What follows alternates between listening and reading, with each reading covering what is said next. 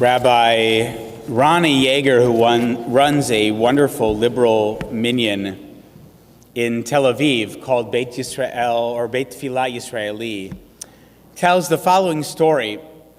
It was a Shabbat morning, and the minyan was moving from their home base location to the Tel Aviv port for an outdoor service overlooking the Mediterranean Sea. The port, Namal in Hebrew, was about 2 miles away, and though not halachically observant, he and his mother felt strange putting the Sefer Torah into a car on Shabbat, so they carried it the 2 miles at 7 o'clock in the morning through the streets of Tel Aviv. Now you could imagine that early on a Saturday morning in Tel Aviv, the streets are virtually empty, except for the many joggers who rise early to beat the heat, and maybe those walking their dogs. So there, Ronnie is carrying the Torah scroll and walking with his mother through those empty streets as joggers and dog walkers are passing by. And what are they doing? They're stopping, reaching out, touching and kissing the Torah, and then continuing on their morning run. Can you imagine that scene? Only in Israel could something like that happen. Today I want to talk about Shabbat. But to do that, we should start with how we human beings experience time. Rock and roll taught us time keeps on slipping into the future. Intuitively, we know this. A desire to make our lives matter by making the moments in our lives count is a fundament of the human condition. But how? How do we do that? Kierkegaard says life can only be understood backwards, but it must be lived forwards. We human beings spend a lot of time looking in the rearview mirror. In many ways, that's what makes us human, our capacity for reflection, for recalibration, and too often regret. Recently, Miriam and I were looking through old pictures and videos of our kids as we're putting together the Saturday night bat mitzvah photo montage for Ellie's friends and our out-of-town guests. There were photos of her in the hospital with wires everywhere. Eliah was a preemie. She was born 7 weeks early and spent almost a month in the NICU. And when she was born, she weighed 4 pounds, 5 ounces. I could hold her in one hand. It was amazing to see those photographs of tiny Ellie.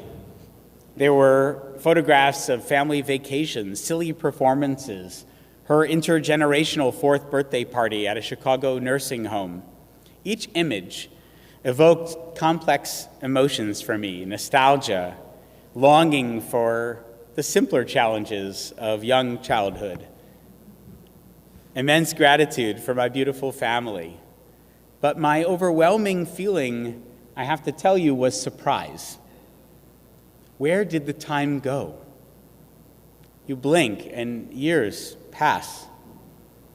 How did that happen? Each of us has the ability to look back in our lives and learn from photo albums or memories of actions taken and untaken, words spoken and not, moments that we can never get back. But how impotent we sometimes feel when gazing in that rearview mirror. We might ask ourselves, how much control did we ever have? Macbeth says tomorrow and tomorrow and tomorrow creeps in this petty pace from day to day to the last syllable of recorded time. Life's but a walking shadow, a poor player that struts and frets his hour upon the stage and then is heard no more. It is a tale, we know the line, told by an idiot, full of sound and fury, signifying nothing. To be Jewish, though, is to refuse to give in to this sort of nihilism. Parashat Emor this week challenges the despair of one who feels swept up in the river of time. Vaydaber Hashem el Moshe lemor, the Lord spoke to Moses, saying, Daber el b'nei Yisrael, v'amarta lehem, speak to the children of Israel and say to them, Moadei Hashem asher tikra'u otam mikrai kodesh, elehem moadai. These are my fixed times, the fixed times of the Lord, which you shall proclaim as sacred occasions.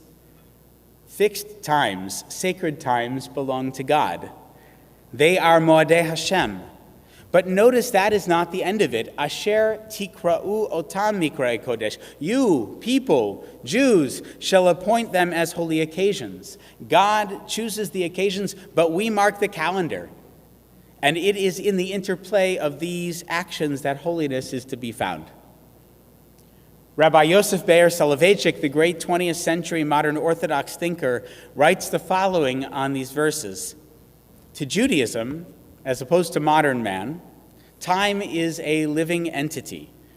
There is substance and essence to time, he says. Time is not a void, but a reality. One can ascribe attributes such as joyous or sad to time, just as one can ascribe these attributes to people.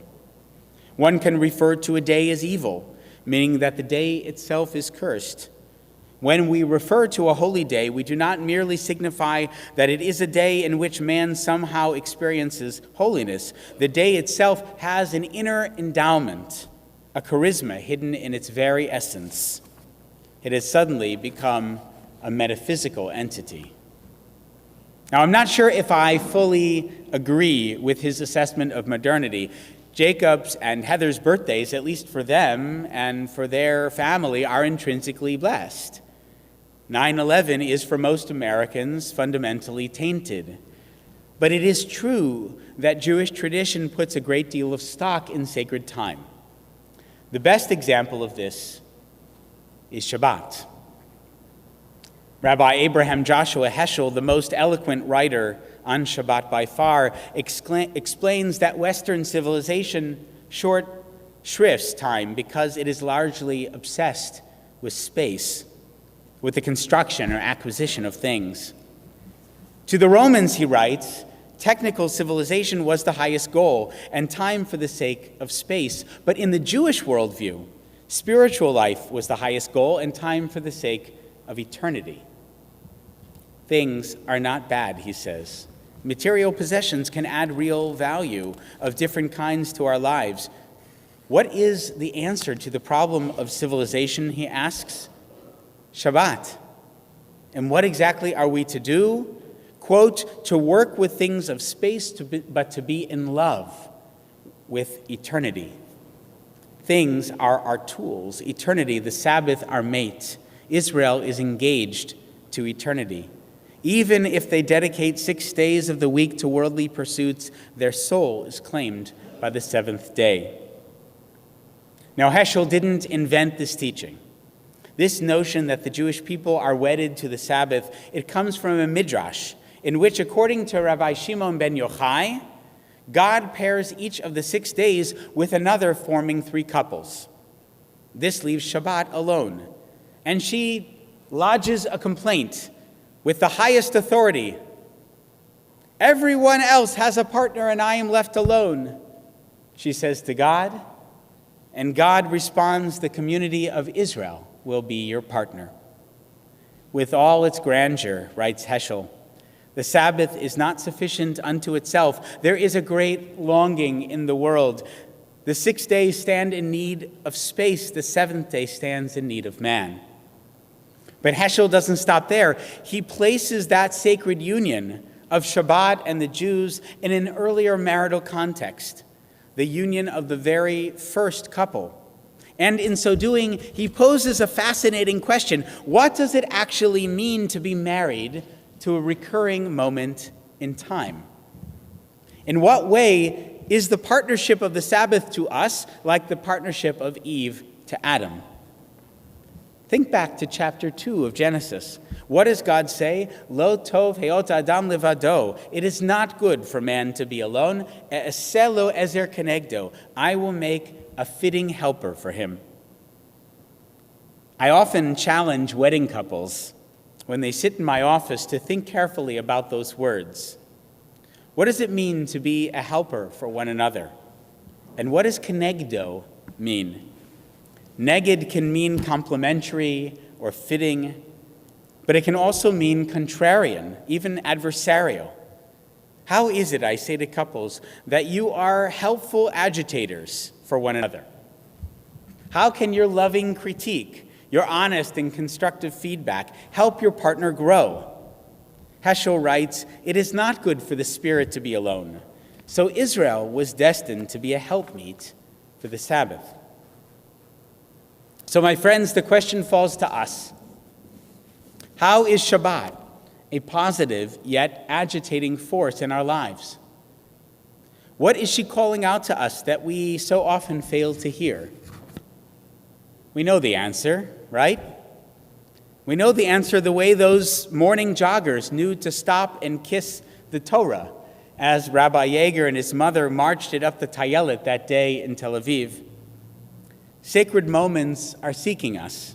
And as a people, those of us who are Jewish and those of us who have cast our lot with Jewish families are party to a sacred inheritance. That Yerusha, that inheritance, is not something you can put in a box.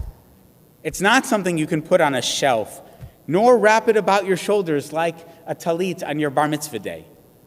It is an inheritance of time.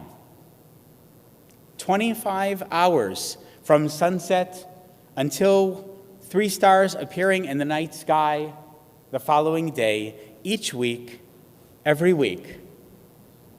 Now, I say this not to make anyone feel guilty and certainly not to make anyone feel ashamed. We are all on a journey, and our modern lives make countless demands on our time. The question for us, the question that motivates Heschel, I think, is what does it mean to be sought after by a day? Rabbi Shimon's concept, he says, alludes to the idea that man's relation to the Spirit is not one-sided. There is a reciprocity between man and the Spirit. The Sabbath is not only a legal institution, a state of mind, or a form of conduct, but a process in the world of the Spirit. At the beginning of time, there was a longing. The longing of the Sabbath for man, says Heschel, as only Heschel can write. Chevra, as we mark this Shabbat together, as we read our Parsha challenging us to live in sacred relationship with Mikra'e Kodesh, holy days, I want to invite us to stretch a bit beyond our comfort zones. For those of us who are not Shabbat observant, how might we fall in love with eternity? As Heschel says, how might our souls be claimed by the seventh day? And for those of us who are observant, or who are partially observant, I want to pose the same question. Because so much of the way we think about Shabbat is unidirectional. We observe, we keep, we guard the Sabbath. But as Ahad Ha'am put it, more than the Jewish people have kept Shabbat, Shabbat has kept the Jewish people. If Shabbat is our Ezer Kenegdo, how are we being brought beyond the inertia of our lives into something deeper, even intimate? Yes, we can only live our lives forward. But that hardly means that we must only look backward. The challenge, the invitation of the Sabbath is to pause our looking backward and to stop for a moment trying to peer into the future, to just be present in the now. That mindfulness is hard, I admit. Few of us can often be fully present in a given moment, let alone an entire day. But Shabbat is meant to be aspirational, a taste, according to our sages, of Olam Haba, a better world, a world to come. Macbeth says tomorrow and tomorrow and tomorrow. Shabbat says today and today and today. If Shabbat were doing the soliloquy, she might add, today is a sacred trust, a rich inheritance, a story of an ancient love affair, told in a book full of quiet and rest, signifying everything. Shabbat Shalom.